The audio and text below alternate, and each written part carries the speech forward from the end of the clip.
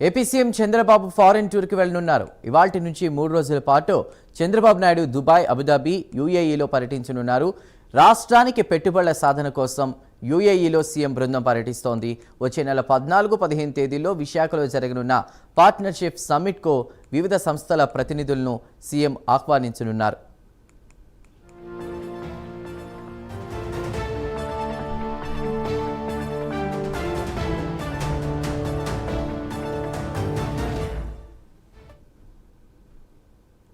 మూడు రోజుల పర్యటన కోసం మరికొద్దిసేపట్లో హైదరాబాద్ నుంచి దుబాయ్ వెళ్లనున్నారు.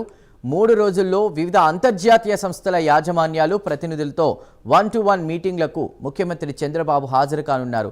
పారిశ్రామికవేత్తలతో పాటు యూఏఈకి చెందిన ప్రభుత్వ ప్రతినిధులతో కూడా సీఎం భేటీ కానున్నారు.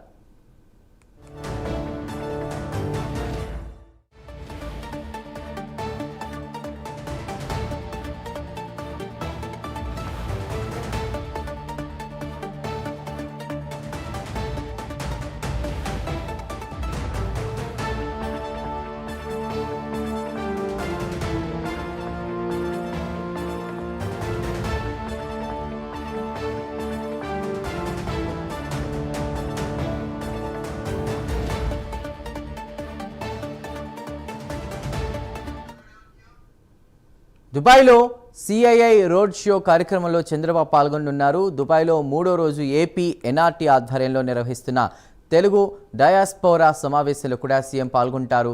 తొలి రోజు పర్యటనలో భాగంగా ఇవాళ 5 కంపెనీలకు చెందిన పారిశ్రామికవేత్తలతో సీఎం భేటీ అవుతారు.